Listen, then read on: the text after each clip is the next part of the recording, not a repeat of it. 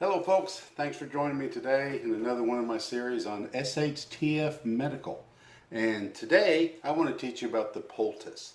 Now, I wrote an article for American Contingency about the Poultice the other day, and I wanted to make this video as kind of an accompaniment to go along with that, but also I felt a little constricted by writing. I was more comfortable making a video because I can show you more things and demonstrate more stuff. So that's what I want to talk about today is a poultice. Now, a poultice was used in ancient times, and you may have seen it in the movies or heard reference to it, but it's the act of taking something, usually herbs or mud or clay, and mixing it with water and kind of making a paste and smearing it onto a wound. And a lot of the old medical stuff is a little wacky, like bleeding and leeches and things, but the poultice is actually one they got right, and there's some real good solid science behind it. There's also some myths and stuff, which I will address here a little bit later on. But the poultice works through a process called osmosis. And the definition of osmosis, and forgive me, I'm going to read, is a process by which molecules of a solvent tend to pass through a semi-permeable membrane from a less concentrated solution into a more concentrated one. This, thus, equalizing the concentrations on each side of the membrane. Now, I'm sure that's crystal clear to all of you now, but let me do a couple visual demonstrations to show you. So in the textbooks, when you talk about osmosis, there's a kind of a classic test that they illustrate, and I'm going to stick that in right here somewhere and talk over it. So what you do is if you take a vessel and you split it down the middle with a semi-permeable membrane. And what that is, a membrane is just like a partition or a piece of cloth or something.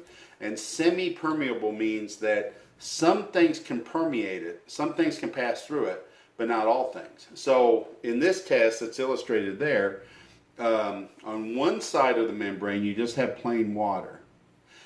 And on the other side of the membrane you have a solution. And a solution is a liquid that has a solute mixed in with it. In this case, a solute is anything that will mix into water and dissolve into it, so or whatever liquid. So in this case, our solute is salt. So on one side of the membrane you have regular water, and the other side of the membrane you have salt water. So you fill it up, and of course, as the water molecules can pass through the membrane, but the salt cannot. So initially, the two levels in the container are the same. But what happens is in nature, when you have a solution like that that is concentrated, and you have another one that is less concentrated, they seek to equal the concentration out. So what will happen is that plain water will pass through that permeable membrane into that salty water to try to even out the concentration. Or if you can imagine, one side is plain water and the other side is a very strong Kool-Aid. It wants to make the concentrations the same on both sides. So the water will pass through, and the level on the saltwater side will rise because that osmotic pressure will pull that through. And osmosis is an action that takes place a lot inside the human body. So for the sake of argument today, we're going to say that the human skin is a semi-permeable membrane. Now people argue it's not, it's a selectively permeable membrane, but just for what we're talking about, we're going to say it is, because it doesn't matter that much. When you go swimming, and you go swimming in fresh water, if you're in there for a long time, or if you spend a lot of time in the bathtub, when you get out, your fingers and your toes are very pruny. What that is you are actually absorbing extra in through your skin, because inside of our bodies is very salty solution.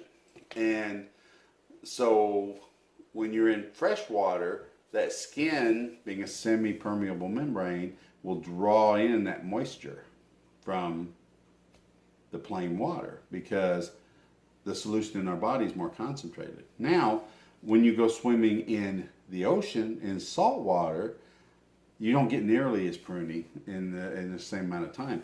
The reason why is because that's also a solution. The salt water also has salt dissolved in it. So the osmotic pressure, the pressure across that membrane is much lower and you don't see as much for transfer. Another place where you can see this osmotic effect is if you take a snail, a garden snail, and you cover it with salt. You pour salt on it. In a short while, it will just be completely dried up, a dead husk, because it will pull all the moisture. That salt will pull that moisture out of that snail. That is osmosis at work. So I did another little experiment here, and to illustrate what we're talking about is if you have an abscess. So if you have an abscess or a boil or even an insect sting, what you'll have is a pocket with extra fluid in it. In the case of an abscess, it's infected fluid. In case of an insect sting, you might have that poison in there, and you've got more fluid to the area. And what happens is that area swells. And when it swells, it pushes on nerve endings. And that's what causes pain. That's why if you have an abscess tooth, you have a lot of pain because you have a lot of nerves in your mouth. And as it swells and it presses on those nerves, it hurts. It's painful.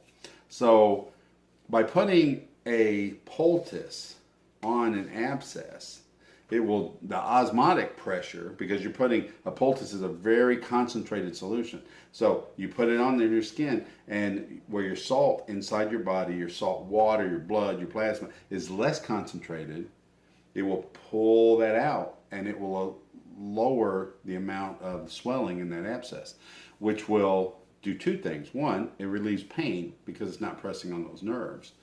And two, when it pulls that fluid out, it's also pulling that bacteria out in the fluid. And so it will eliminate some of the bacteria in there, and it'll speed healing. And that'll help your body fight that infection off easier. So here's a little experiment I did to demonstrate how you can use a poultice to deal with an abscess. Okay, folks, so I wanted to put together a little experiment to show you how osmosis works in the case of a poultice. And so this is what I've got for you today. This is an egg. Now what I've done is dissolved the shell off of the egg. So now what's left is the semi-permeable membrane that lies underneath the shell, and then the yolk and the white and all the other egg parts inside. This is basically a abscess or a pocket of infection. It's very taut, it's firm, it's swollen, so you've got all that pressure in there, it's pushing on nerves, and it's causing a lot of pain and discomfort. So we're going to apply a poultice to this. Now, I'm not going to physically put a poultice on this because this membrane is very delicate and it'll just break. Well, I'm going to do the same thing though. This is molasses, which is a very concentrated sugary solution. Basically, very, very similar to what we're going to make later in a poultice. And you could use molasses in a poultice. So what I'm going to do is float this egg in that molasses. We're going to let that sit there for a while, and you're going to see the effect of osmosis on this. That molasses will draw out the fluid from the inside of the egg and relieve some of that pressure and pull some of that infection and stuff out of that egg. So we're going to leave that. We'll come back and check on it later. We left our poultice on overnight. So let's see what our abscess looks like. As you can see, it's a very different situation now. If I can get this out without tearing it. The egg is noticeably shrank. You can see it's wrinkled up now, and the skin is loose. So this is what would have happened with our abscess. A lot of that infection stuff would have drained out. Trying not to drip molasses all over the house. Now, a lot of that infection and drainage is gone. It's loose, so you don't have all that pressure pushing on those nerves, and just a little bit overall relief as far as pain and stuff goes. So that's what our poultice will do to an abscess. Okay, so now I hope you understand better how osmosis works with a poultice. So there actually is some science behind the idea of using a poultice. Now, so let's talk about how that affects us and how we can use a poultice. So you kind of understand now the process of the poultice. It's not injecting into your skin, it's pulling out from your skin. So I've seen videos and seen people, all these herbal healers and things who will, say that they're using certain plants, different poultices from different roots and different berries and plants, and that has all kinds of magical effects, and it'll, increase your blood flow, or, make you have a longer lasting erection, or whatever the hell craziness that they attribute to it. But I think you can see the science of it. It's not going into your body, it's pulling out from your body. So it really doesn't matter what material you're using for the poultice. You can dissolve clay or mud or molasses, but the most common is probably sugar. Now, salt's popular too, but the thing about salt, if you get a very high salinity and you get too much salt, it can really irritate the skin. So you see sugar done a little bit more often. And poultices, you don't see many doctors prescribing poultices anymore, but where you do see them a lot is veterinary medicine, especially with horses. Poultices are still very popular with vets, with horses. And one of the very common ones that they use is something that they call sugar dine. So you have an iodine solution. There's a few of them. If you've ever gone in and had surgery or had something done in the hospital, a lot of times they'll kind of paint the area with this brown, liquid. That's usually an iodine-based product, which could be either betadine or povidone. Either one. They're interchangeable for the most part. So I've got some povidone here. And if you mix this with sugar, that's where you get the sugar dine that vets like to use with horses. So I want to bring you here a little closer and show you how you can mix up a poultice. So if you have an abscess or a boil, people say like a poultice will bring a boil to a head. Well, you can see if it's drawing that fluid to the skin, how it can pull it up closer to the surface of the skin. So not only does it pull some of it out, but it pulls it up closer to the skin where it kind of comes to a head where it can be easier to lance and drain. So you can use water to make up a poultice, and it's been done for centuries. But the nice advantage of using something like povidone or betadine, or you can also use Dakin solution, which I talked about in the previous video, is it's an antiseptic. So if you have a wound, like an abscess, but if it's open at all, you not only are drawing the bacteria out, but also by using an antiseptic in the poultice, you're actually injecting that, getting that into the wound bed and stuff, and cleaning out and killing that bacteria as well. So it kind of serves a dual purpose. So if you're going to use a poultice, you might as well use an antiseptic with it instead of water. But in a pinch, you can use water. What you'll do, what I'm going to do here is I've got a little bowl of sugar and I've got some povidone, and I'm going to go ahead and just squirt some of it in there. And you want this kind of syrupy. You don't want it too runny. You want it kind of thick so it stays in the area. But also, you want a very concentrated solution. You don't want it to be too watery or too not concentrated enough. The more concentrated, the better. Let me put it that way. So I probably put a little bit too much iodine in here. This is probably a little bit runny. I'd actually want this just a little bit thicker, but I don't want to have to go in the kitchen and get more syrup. So we're just going to run with this. This will work. It's still plenty thick enough. But you just stir it up good. And then what you would do is take this solution and you would paint it onto your wound, or the wound area. and then you would cover it with a bandage. And you treat a poultice very similar to how you would treat a bandage, where you would want to change it daily. If you're having a lot of drainage, if it's pulling a lot of stuff out of it, then you probably want to change it more often, more like twice a day. And another way you can use one of these, and by the way, this stuff lasts basically forever. It's a sugar, and iodine is not going to spoil or go bad. So if you mix up more than what you need, and you have enough for several days worth of poultices, that's fine. Another thing you can do is take a piece of gauze and paint it with the mixture and just put it on it. Actually, I thought this was too runny, but actually once I get it on the gauze, it looks pretty good. So you can paint this onto your gauze and then take that piece of gauze and apply it to the wound. And what the old timers used to call that is a plaster. So if you ever read an old medical manual or something, you see them talking about applying a plaster to a wound, what they're talking about is using a poultice. They're just, instead of applying the poultice directly to the skin, they're applying the concentrate to a gauze or a piece of cloth. You can use a tore up piece of t-shirt if you needed to do this. I've read about some weird stuff being used in poultices. Back before the turn of the century,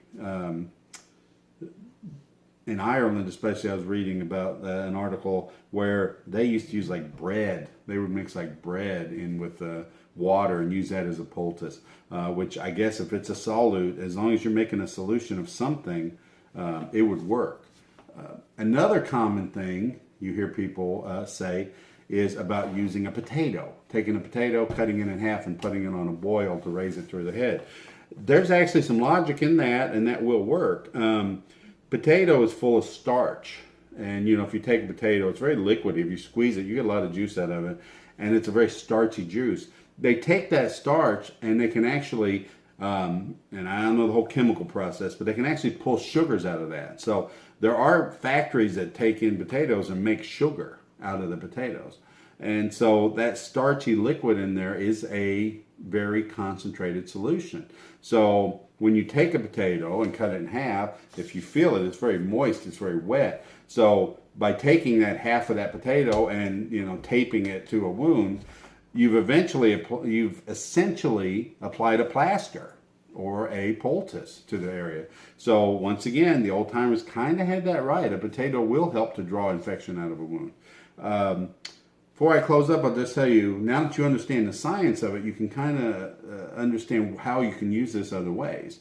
I personally have done it myself and suggested to friends, if they have a toothache, you know, if it's Saturday morning and you wake up with a raging toothache, you can't get to a dentist until Monday or later, what you can do is take a little piece of gauze, like these 4x4s, or they make them smaller, it's a 2x2, that's usually better.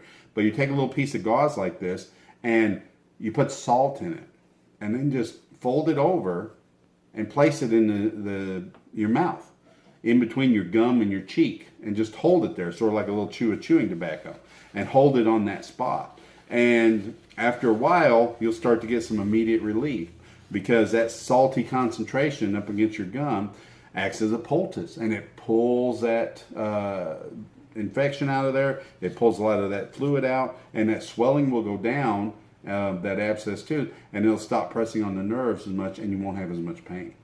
Another way I've done a similar thing is with earaches, and of course you cannot apply a poultice directly in the ear, but what I have done is mixed up some very salty water or saline.